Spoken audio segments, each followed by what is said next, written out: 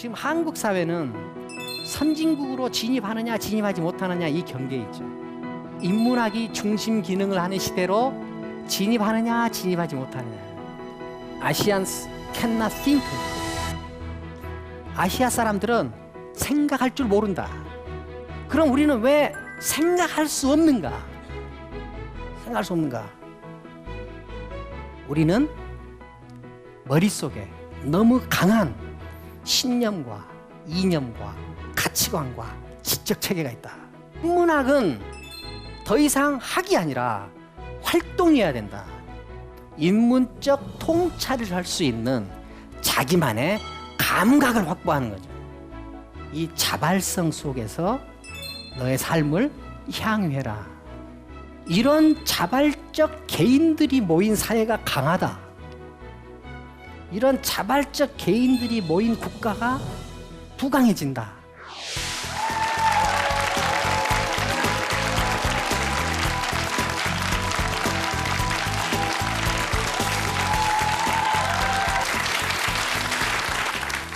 안녕하세요. 네, 전번 시간에는 그 인문학이 무엇인가 하는 이야기를 했죠. 근데 인문학이 무엇인가라는 얘기보다도 우리가 인간이 그리는 무늬를 어떻게 우리가 대할 수 있는가, 그럴 때 내가 어떻게 준비되어 있어야 되는가 하는 그 이야기를 했습니다. 자, 이제 오늘은 조금씩 노자로 들어가죠. 저는 노자까지 가는데 한 4가지 정도의 코드를 사용합니다. 제일 먼저 사용할 코드가 불, 그 다음에 기하학적 도형, 그 다음에 혈연, 그 다음에 하느님. 이 4가지 개념을 사용하고, 그 다음에 나온 개념이 이제 덕, 그 다음에 도가 나올 거예요. 이 도가 나올 때 노자가 나옵니다. 여러분들은 어떻게 생각하시는지 모르겠지만 저는 일단 중국 역사 속에서 가장 훌륭한 학자, 가장 큰 학자를 꼽으려면은 이 사람을 저는 꼽고 싶은데, 여러분들도 마음속에 중국에서 이 사람이 최고겠다 하는 사람이 마음속에 혹시 있으세요? 어떤 사람들이 있어요? 공자. 예. 우리가 이렇게 좀 보는 시각이 다른 것이 정말 자랑스럽습니다. 예, 같으면 재미없잖아요. 그래서 저는 사마천을 들어요. 사기를 쓴 사마천을 저는 중국에서 최고 학자로 칩니다. 사마천이 한 무제 때 사람이죠. 이 사람이 자기 이릉이라는 장군이 흉노한테 투항을 하죠. 그런데 사마천이 이릉을 이렇게 변호하다가 한무제의 노여움을 사가지고 궁형을 당하죠. 궁형이라는 거는 생식기를 제거해버리는 형벌이에요. 근데 궁형을 당해서 이제 얼마나 슬펐겠어요. 비분 관계했지 않겠습니까? 근데 그런 상태에서 이 사람이 이제 사기를 쓰죠. 사기를 썼을 때 읽는 우리가 이렇게 위대하게 볼 때 그걸 쓴 본인은 얼마나 스스로 이 만족감이 있을까요? 저도 죽기 전에 한번 이런 만족감을 한번 느껴보고 싶어요. 큰 일을 이루는 다음에 야, 내가 정말 대단했다. 이 정도는 한번 꿈꿔봐도 되는 일이겠죠. 그게 사마천이 사기를 쓰고 나서 자기 친구인 임안이라는 사람한테 편지 답장을 보입니다. 그 보임소경서라는 글을 써서 그 글이에요. 그게 중국 역사에서 아주 유명한 명문입니다. 그 명문 안에서 자기가 사기를 쓴 이유를 말을 해요. 그게 뭐냐? 구천지지제. 구는 연구하다 할 때는 천인지제. 자연과 인간 사이의 관계를 연구하고 통고금지변. 옛날과 지금에 일어나는 이 변화의 맥을 관통해서 일가지학, 그러니까 어떤 자기 나름대로의 독자적인 학문 체계를 세우는 것. 세웠다. 이제 이렇게 자부심을 표현하죠. 저는 사마천의 이 말 중에 우리가 주의 있게 봐야 될 게 뭐냐? 하늘과 아니 천과 인간, 자연과 인간 사이 관계 문제. 다른 말로 하면은 세계와 인간 사이의 관계 문제를 연구한다는 거예요. 따져본다는 거죠. 인문학이다, 철학이다 하는 거 뭐냐? 세계와 인간 사이의 관계 문제를 따져보는 거예요. 그 세계와 인간 사이의 관계 문제를 따져볼 때 이 인간이 바로 나이기를 원하는 거죠. 바로 당신이기를 원하는 거예요. 그 상태에서 이 자연과 나 사이 세계 문제를 궁구해 보는 거예요. 이 관계가 어떻게 되느냐? 이 관계의 변화가 바로 뭐예요? 인간이 그리는 문이죠. 그것이 인문이에요. 그래서 나는 동서고금에 인문학, 철학을 이보다 더 명쾌하게 정의한 게 있을까 싶더라고요. 인간과 세계 사이의 관계 문제를 따져보는 것. 자, 그래서 이제 노자로 조금 진입하는데요. 우리가 노자를 볼 때 노자가 무슨 말을 했다, 그 말에 감탄하는 거, 이거는 좀 EBS답지 않은 거죠. 촌스러운 거예요. 그러니까 우리가 노자를 볼 때 노자가 인간과 세계 사이의 관계 문제를 어떻게 처리했나 하는 것을 보는 거예요. 어떻게 처리했나 하는 것을 보는 목적은 뭐예요? 노자를 칭송하고 하기 위해서요? 아니죠. 그 노자가 인간과 세계의 관계 문제를 어떻게 처리했는가를 통해서 내가 나와 세계와의 관계 문제를 어떻게 처리할 것인가 하는 무엇을 얻는 거예요? 지식을 얻는 거예요? 힘을 얻는 거예요? 힘을 얻는 거예요. 자, 그러면은 노자가 인간과 세계의 관계 문제를 따질 때, 자, 노자는 어떤 맥락 속에 있었는가 하는 걸 봐야 되겠죠.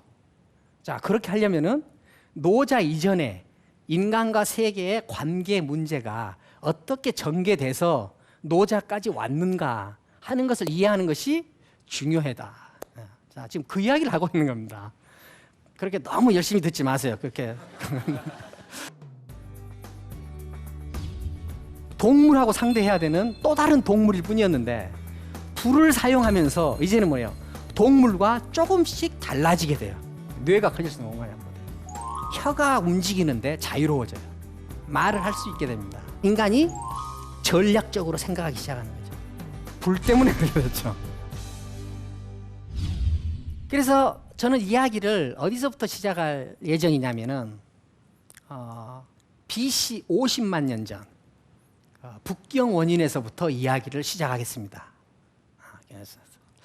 근데 50만 년 전 이야기를 한다고 해서 우리한테 50만 년의 시간이 필요한 건 아니에요. 한 1시간 내지 1시간 반이면 충분합니다.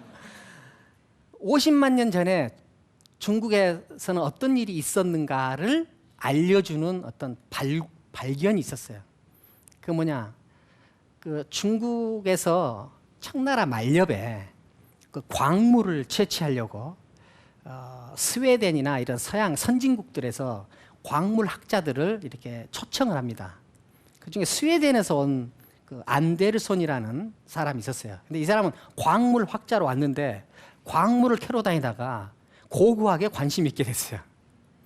그래가지고 1923년에 그 어떤 그 두개골 파편을 발견합니다. 두개골 파편을 발견하는데 그래서 이 사람이 완성된 두개골이 있을 것이다 짐작을 해요. 그렇게 해서 이제 막 찾아다니다가 1926년에 이제 학계에 보고를 하는데 이 완성된 그 두개골을 발견해서 한 건 아니에요.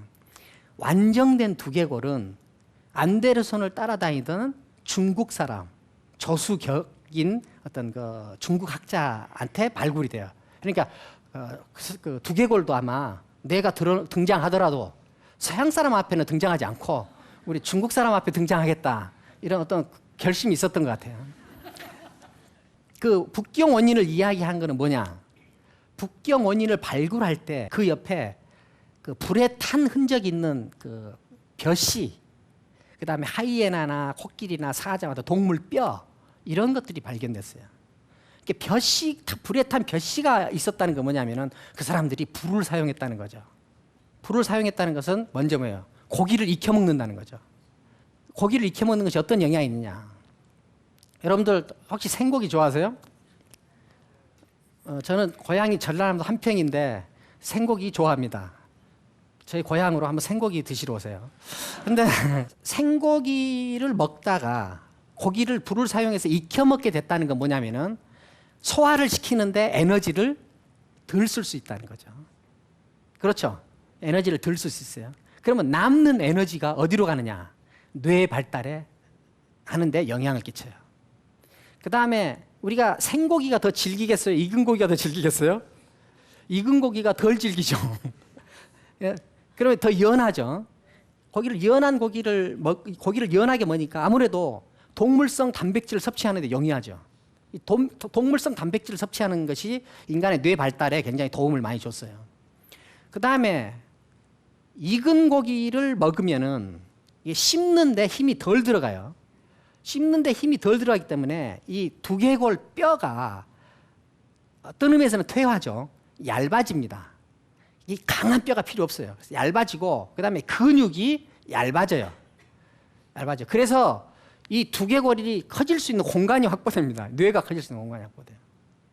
그 다음에 이 근육이 얇아지니까 이 안에 있는 구강이 넓어져요. 구강이 넓어지니까 혀가 움직이는데 자유로워져요. 그래서 이때 말이 생겨요. 말을 할 수 있게 됩니다.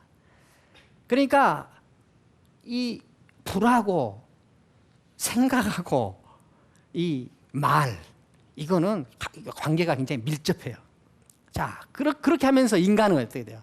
점점 더 그 이전에 뭐예요? 불을 사용하기 전까지는 동물하고 상대해야 되는 또 다른 동물일 뿐이었는데 불을 사용하면서 이제는 뭐예요?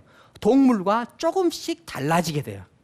조금씩 달라지는 큰 특징이 어디서 나타나요? 뇌의 성장에 나타난다.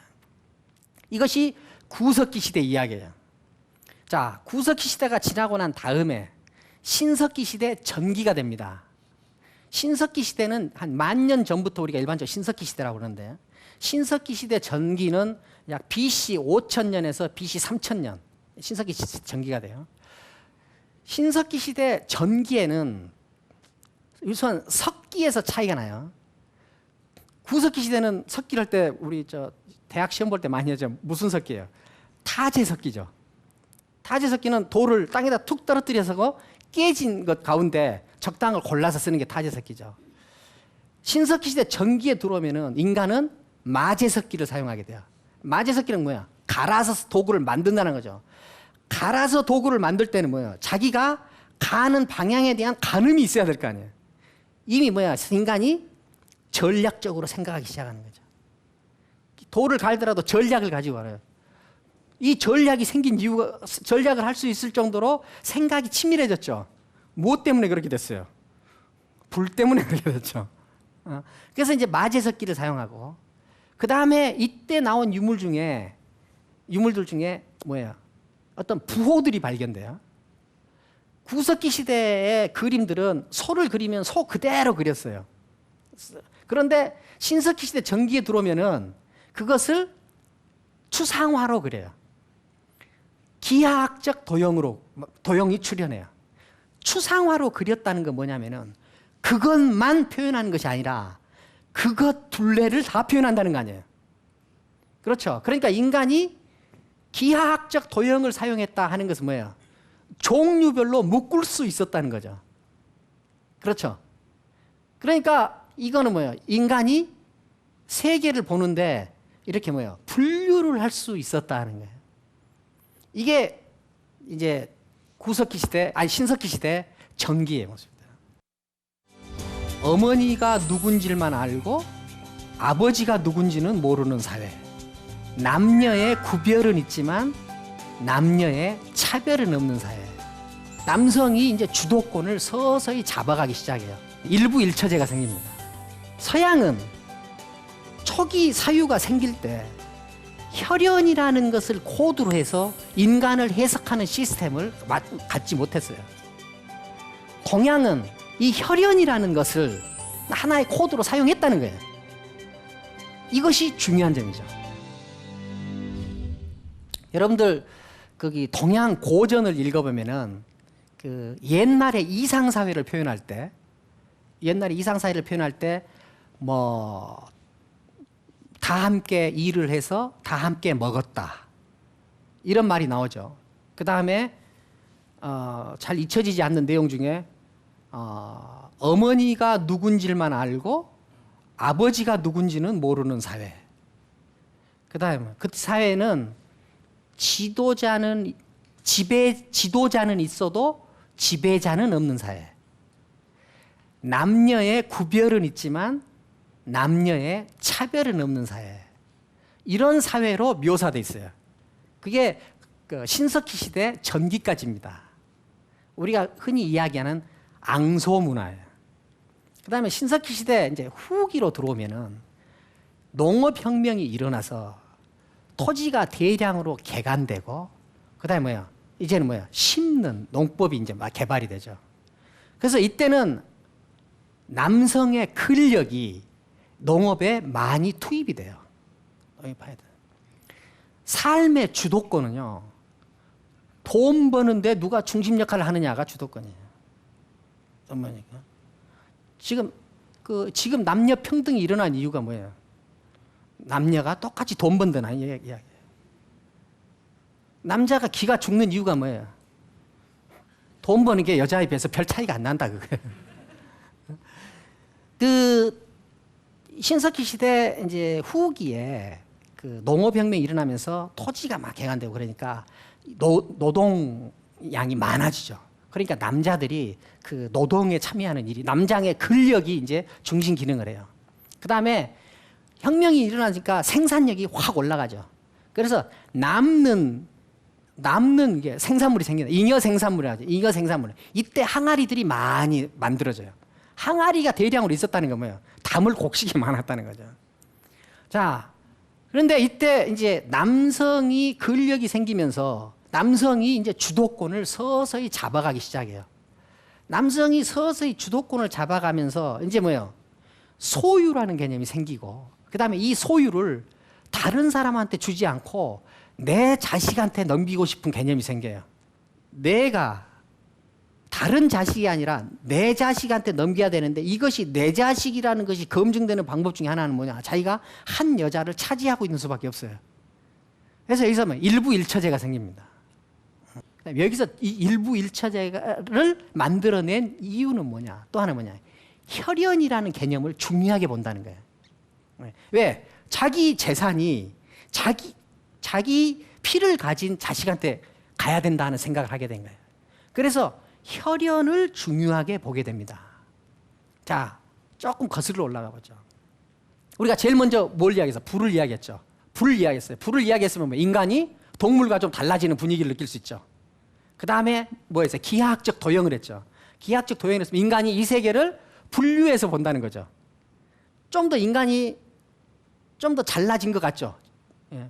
그 다음에 인간이 이 다른 세계를 이렇게 분류해서 보다가 그 다음에 좀 더 지나서 혈연이라는 개념으로 자기를 해석하기 시작했어요. 혈연이라는 개념으로 자기를 해석했다는 건 뭐냐? 자기를 시간과 공간, 넓은 의미에서 자기를 해석했다는 거죠.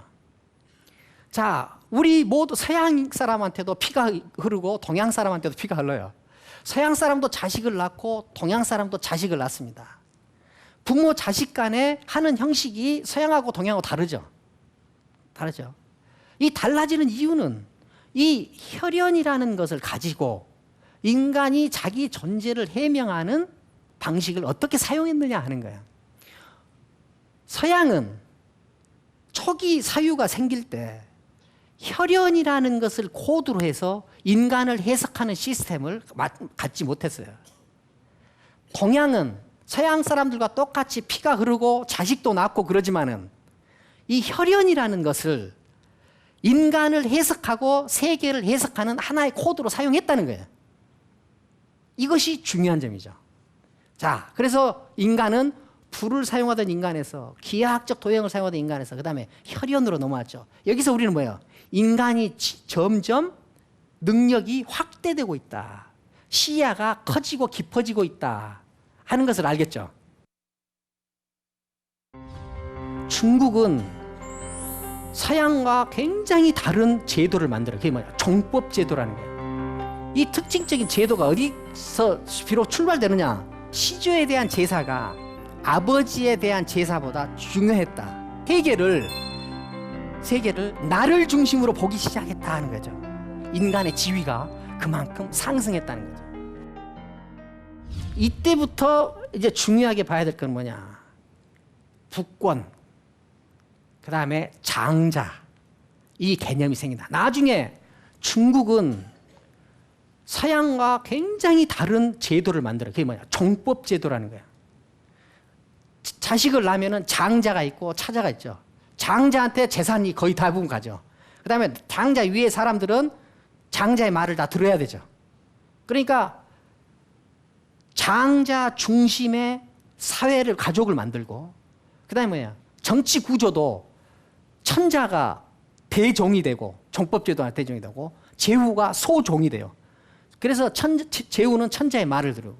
그러니까 혈연을 기반으로 해서 상하 등급 관계를 가족제도 아니면은 국가 정치 시스템 안으로 확대해서 사용한 것이 중국의 매우 특징적인 제도예요. 이 특징적인 제도가 어디서 비록 출발되느냐? 신석기 시대 후기에 중국 사람들은 혈연을 매개로 해서 인간을 해석했다는 거예요. 그래서 여기서 뭐예요? 국권이 이제 형성되게 되는 겁니다. 자, 이게 이때 일어나는 일이, 이때가 바로 BC 3000년에서 2000년 사이예요. 자, 중국에서는 고대에 세 왕조가 있었어요. 하나라, 은나라, 주나라가 있었습니다. 하나라, 은나라, 주나라. 하나라, 은나라, 주나라가 있었는데, 이 하나라, 지금 우리가 해야 될 이야기는 주나라 중기 때 이야기를 해야 돼요. 지금 갈 길이 굉장히 멀어 보이죠? 멀어보죠. 자, 너무 갈 길이 멀어서 지치지 마시고, 자, 정신을 좀 차리세요. 하나라 때 이전의 왕들이, 중국에서는 대표적인 훌륭한 왕들 할 때 여임금, 순임금, 우임금 들죠. 이 우임금이 하나라 일대 왕이에요. 일대 왕. 그런데 여임금과 순임금은 훌륭하다고 칭송하는데, 그 훌륭한 칭송의 이유가 뭐냐? 이 사람들은 왕권을 자기 자식한테 물려주지 않고 자기 신하한테 줬어요. 그러니까 왕권을 선물한 거예요, 그냥. 왕권을 신하한테 줬다 하는 걸 가지고 이 사람들이 정말 덕이 있는 사람이다. 요도 순한테 줬어요. 그걸 선양이라고 그러죠. 그 다음에 순도 우한테 줬어요. 그런데 우임금은 자기 자식한테 주지 않고 누구한테, 자기 신하한테 선양하지 않고 자기 자식한테 줘요. 자식한테 줘. 이것이 이제 뭐예요? 국권이 확보됐다. 이제 국가 시스템은 이제 뭐예요? 왕권의 전승은 이제 뭐예요? 종법제도 시스템. 그러니까 자기 장자 상속 시스템으로 이미 확고하게 자리 잡았다 하는 것을 알려줄 수 있는, 그러니까 알 수 있는 대목이죠. 여기서 이제 뭐 사기에도 이런 말이 나와요. 사기에 뭐냐? 걔는 그 우임금의 아들이에요. 오 군 제우지 자야. 우리 군주 우임금의 아드님이시다. 이렇게 칭송을 해요. 그 이전에 여임금도 자기 아들한테 주려고도 했어요. 그 다음에 순임금도 자기 아들한테 주려고도 했어요. 그런데 신하들이 자기 자식이 무슨 송사가 있거나 청원을 할 일이 있으면은 신하들한테 자식들한테 가지 않고 신하들한테 쫓아가서 간단 말이에요. 그 말은 뭐예요? 여임금이나 순임금 때까지는 자식이 가진 권위보다 더 능력 있는 신하들의 권위가 더 컸다는 거예요. 그 신하들의 능력이 더 권위가 컸다는 건 뭐냐면, 더 능력 있는 신하가 더 자식보다도 권위를 가질 수 있는 그런 문화가 있었다. 그런 합의가 있었다. 지금 여기서 우임금은 자기 신하한테 선양하지 않고 자식한테 주거든요. 자식한테 주는데 왜 자식한테 넘어가느냐? 신하들이 송사가 있거나 청원할 일이 있으면 능력 있는 신하한테 가지 않고 우임금의 아들한테 갔어요. 그래가지고 당신이 우임금의 아들이다. 그러면서 아들로서 권위를 갖는 그 시스템을 인정하게 되는 거죠. 사회 경제 시스템, 소유 관계, 이 사회 경제 문화 시스템 속에서 인간이 가진 지위라는 것이 달라지고 있고, 그런 의미에서 장자의 지위가 이제 확고해지는 그런 사상 속으로 사회가 진입했다 하는 것을 표현해 준다는 거죠. 자, 이걸 이해하기 위해서 한번 이렇게 한번 해보죠. 우리가 그 집안에 제사를 지내죠. 제사 지내세요? 예. 제사를 지낼 때 여러분들한테 제일 중요한 제사는 무슨 제사예요? 누구에 대한 제사예요? 부모님께 대한 제사죠. 그 다음 중요한 제사가 할아버지에 대한 제사죠. 그러니까 자기를 중심으로 해서 점점 중요해지잖아요. 근데 처음부터 이러지 않았어요. 제사법이 생길 때 가장 중요한 제사는 자기 시조에 대한 제사였어요. 시조. 그러니까 시조에 대한 제사가 아버지에 대한 제사보다 중요했다. 자, 이 말은, 그러면은 처음에 시조에 대해서 드리던 제사가 가장 중요한 사회에서 아버지한테 드리는 제사가 가장 중요한 사회로 진입했다. 이 말은 개인을 중심으로 하면은 어떤 의미가 있겠어요? 어디에서 개인이 내가 더 중요해집니까? 자, 시조를 모실 때가 내가 더 중요해요? 아니면은 아버지 제사를 제일 중요하게 볼 때가 내가 더 중요해요? 아버지한테 드릴 때가 내가 더 중요하죠. 제사법이 이렇게 이행됐다는 건 뭐냐? 이제 세계를 나를 중심으로 보기 시작했다는 거죠. 그렇죠? 나라는 이 말도, 나라는 말도 그 단어가 있다고 해서 똑같은 맥락으로 쓰인 게 아니라 그 시대적 조건 속에서 어떻게 사용됐는가 하는 것은 그 당시 시대적 조건이 결정하는 일이다. 지금 우리가 혈연이라는 이야기를 하는 것도 이게 우리가 세계를, 철학을 내지는 문헌을 인문적으로 보는 거예요. 맥락적으로 보는 거죠. 그러니까 이 혈연이라는 것이 중시됐다 하는 의미는 인간이 기하학적 도형을 사용하다가 혈연을 코드로 인간을 해석했다는 것은 뭐냐? 인간의 지위가 그만큼 상승했다는 거죠. 그 다음에 하나라 때 들어와서 모두 다 칭송하기를 다 당신이 우임금의 아들입니다 하고 칭송하고 신하들이 모두 글이 몰렸다는 건 뭐예요? 이제는 뭐예요? 북권 상속 시스템이 이제는 뭐야? 튼튼해졌다. 이런 뜻이죠. 자, 그러면은 그 이전에 비해서 남성권이 더 강해졌어요? 아니면은 약해졌어요? 더 강해진 거죠. 그럼 이렇게 되면은 우리가 인간 사회를 해석할 때 의미가 완전히 달라지는 세상이 된 거예요. 자, 그 다음에 이렇게 해서 하나라 사회가 은나라로 진입합니다. 지금 벌써 이미 한 49만 5천 년을 했어요. 은나라 하면 떠올려야 될 말이 있어요. 그게 뭐냐? 갑골문이에요. 발견되는 과정이 굉장히 재밌어요. 은나라 사람들은 하느님을 만들어낸 거예요. 그런데 여기서 문제가 생겼어요. 하느님의 특징은 뭐겠어요? 하느님의 특징은 이랬다 저랬다 하면 안 되죠. BC 1600년에서 BC 1046년 이때까지가 은나라예요. 은나라 하면은 우리는 보통 은나라라고 그러죠. 처음에는 상나라였어요. 상족이 세운 나라예요. 상족이 세운 나라였는데 19대 왕 반경이 은허라는 곳으로 수도를 옮깁니다. 그래, 그때부터는 이걸 상이라고 안 부르고 은이라고 불러요. 그러니까 상이나 은이나 같은 왕조죠. 19대 이후로는 이제 은허라고. 하남성에 가면 은허박물관이 있는데 혹시 기회가 되시면 꼭 가보시기 바랍니다. 그 유네스코 문화유산이에요. 근데 이 은허의 수도를 옮겼기 때문에 이 나라 은나라로 하는데, 은나라라고 하면은 여러분들이 은나라 하면 떠올려야 될 말이 있어요. 그게 뭐냐? 갑골문이에요. 갑골문. 그러니까 은나라 하면은 항상 갑골문. 그 다음에 좀 시간이 나면 청동기도 생각하세요. 청동기. 갑골문. 갑골문이란 건 뭐예요? 갑골문이라는 거는 거북이 등 껍질이나 뭐 글씨 쓸 일 있으면은 지나가는 거북이 등 이렇게 뒤집어 가지고 거기다 글씨 쓰고 그랬어요. 뭐 그 정도는 아니고 말려서 썼어요.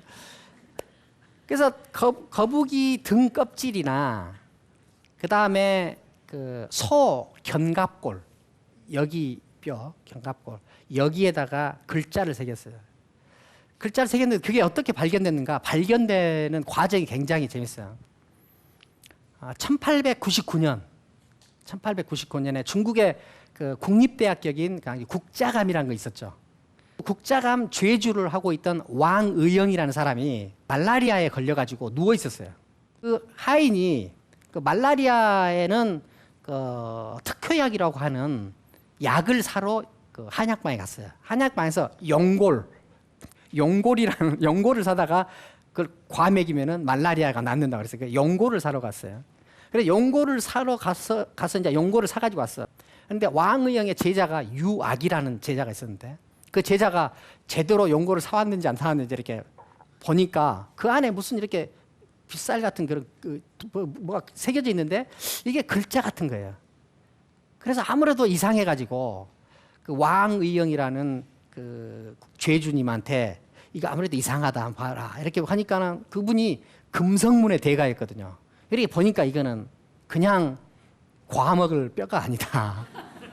그냥 과먹을 뼈가 아니다. 그래가지고 이걸 어디서 샀느냐.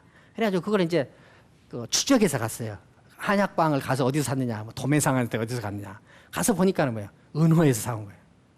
거기 가니까 대량으로 그게 있는 거예요. 그래가지고 이제 그걸 사 모으기 시작했어요. 그때부터 이 용골은 한약방을 떠나서 골동품 가게로 가게 됐어요. 그렇죠. 이제 굉장히 중요한 거죠. 그런데 우리가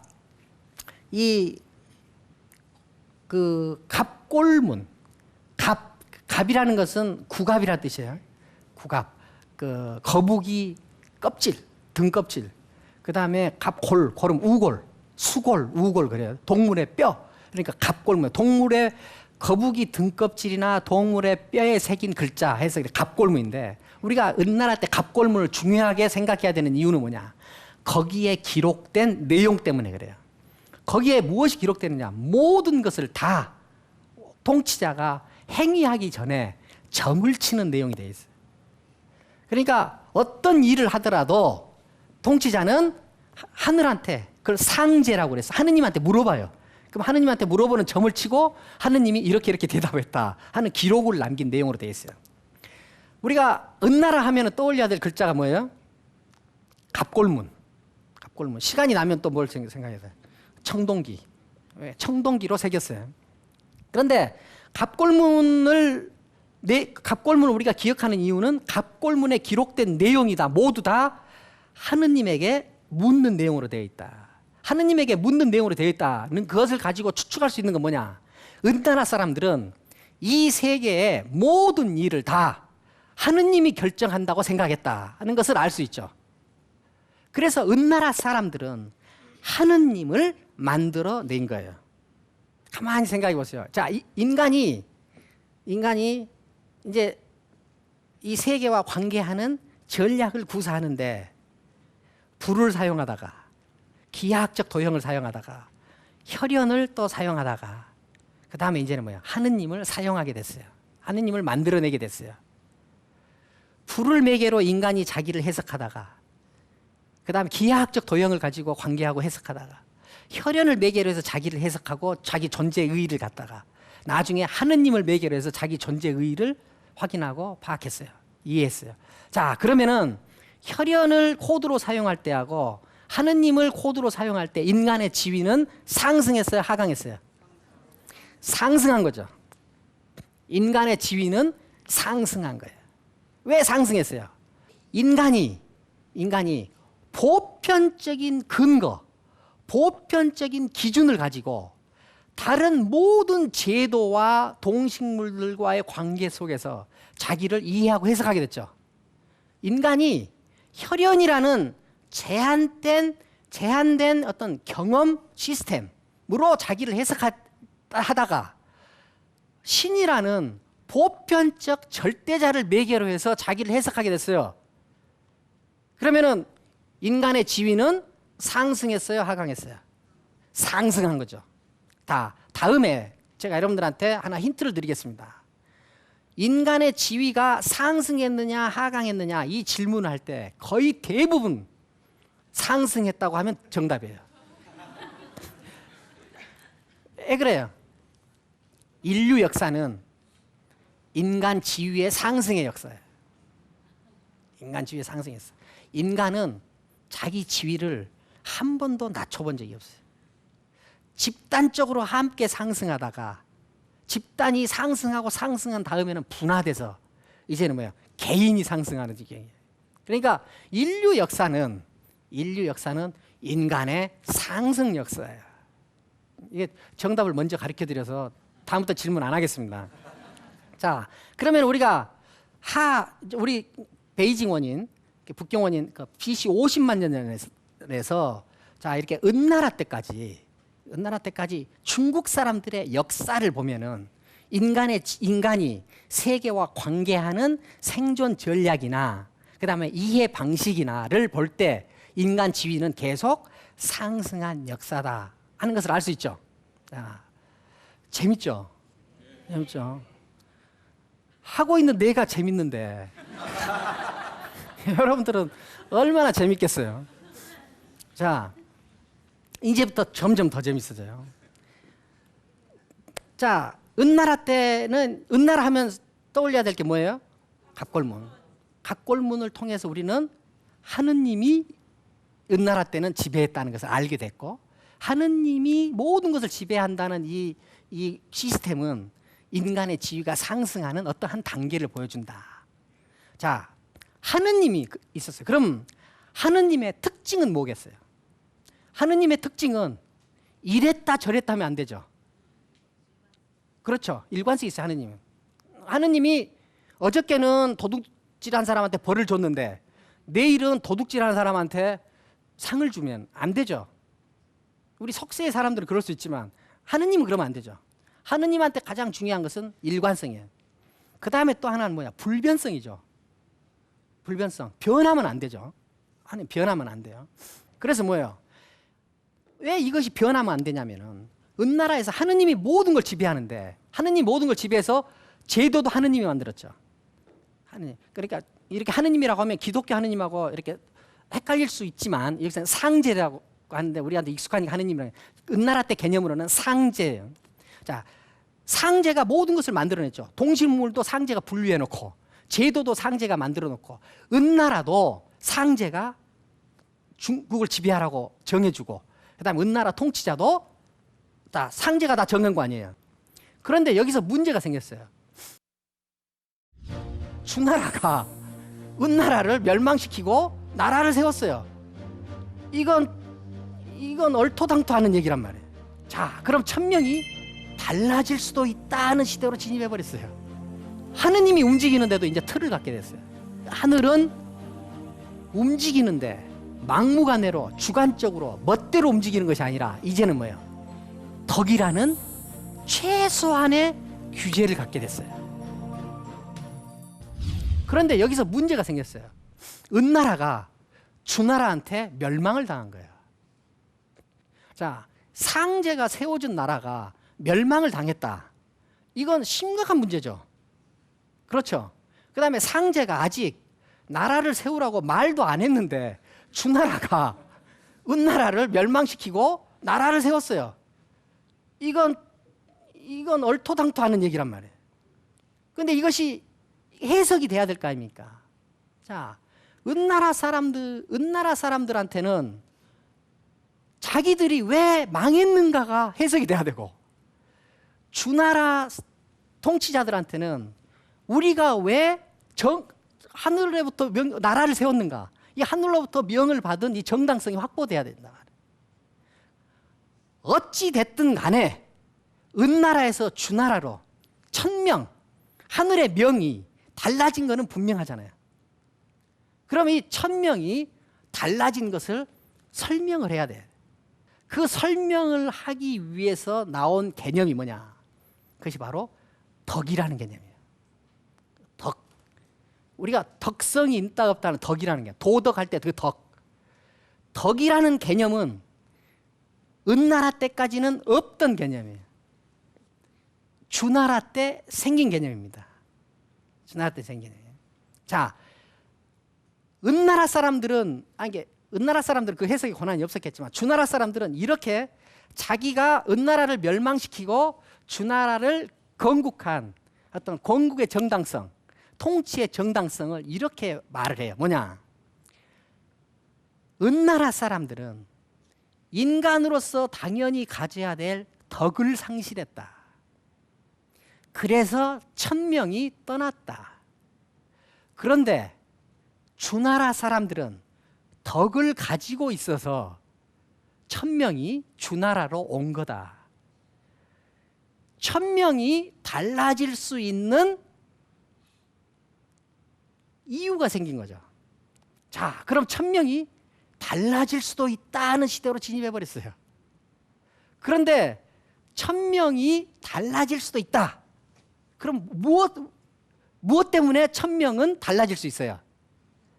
인간, 덕 때문에 달라지죠. 근데 그 덕이 어디에 있습니까? 바위에 있습니까? 소나무에 있습니까? 인간한테 있죠. 인간한테 있어요. 자, 그러면은 인간이 천명을 달라지게 할 수도 있는 능력을 가진 존재로 등장하게 돼요. 인간의 지위가 상승했습니까? 하강했습니까? 지금 생각하고 대답하신 거죠. 인간의 지위가 상승한 거죠. 보세요. 인간이 이 세계를 지배하는 어떤 보편적인 힘과 관련돼서 인간이 해석됐어요. 그러다가 나중에 주나라로 와서는 인간이 이제 뭐예요? 천명을 움직일 수도 있다. 지금 제가 천명을 움직일 수도 있다 하는 거는 과장해서 하는 말이에요. 천명을 움직일 수는 없어요. 천명이 덕이 더 있고 덕이 덜 있고 하는 것을 판단해서 천명이 움직이는 거죠. 그렇지만 주도권이 어디에 있든 간에 인간이 하늘의 움직임과 관련이 될 수 있는 정도로 인간이 성장한 거예요.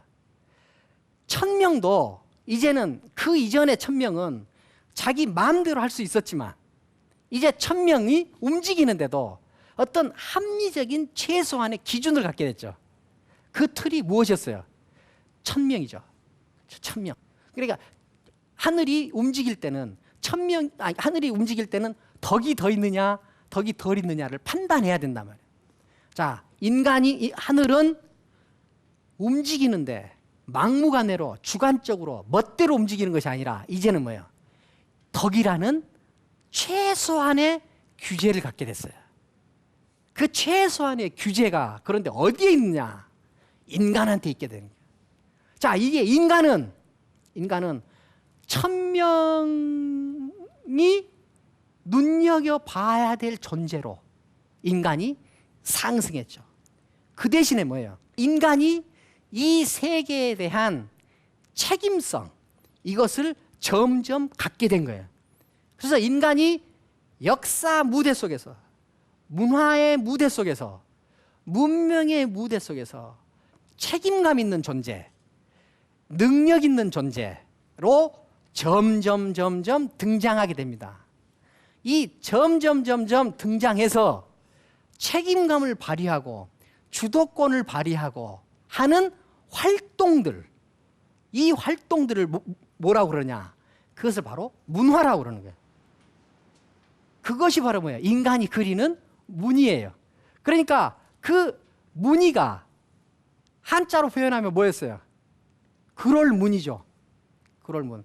그러니까 공자가 논어에서 야, 나는 주나라를 따르겠다. 왜 주나라를 따르느냐? 주나라는 인문적 색채가 농후하다. 인문적 색채가 농후하다. 인간이 책임성 있는 존재가 되었다. 그 농후한 인문적 색채를 가진 주나라를 나는 끝까지 섬기고 따르겠다 하는 이야기를 공자가 하는 이유가 바로 여기에 있는 거예요. 정리하는 의미에서 자, 인간이 덕까지 내려오는데 인간을 해석하는 4가지 코드를 중국 역사 속에서 우리가 발견해 봅시다. 자, 제일 처음에 봐야 될 게 뭐예요? 불. 그 다음에 뭐예요? 기하학적 도형. 그 다음에 혈연. 그 다음에 뭐예요? 상승. 그 다음에 뭐예요? 덕. 여기까지 해서 우리는 중국의 50만 년부터 BC 한 770년까지 인간과 세계와의 관계 문제를 중국 사람들이 어떻게 구조화했는가 하는 것을 봤습니다. 우리가 봐야 될 것은 뭐냐? 은나라는 갑골을 많이 썼다더라 하는 내용을 보는 게 아니죠. 은나라 사람들이 갑골문을 통해서 세계와 어떻게 관계했는가, 자기 삶의 의미를 그 안에서 어떻게 확보했는가 하는 이 구조를 보는 겁니다. 이것이 바로 뭐예요? 인문적 통찰을 강화시키는 힘이다 하는 거죠. 자, 다음 시간에 만나죠. 감사합니다.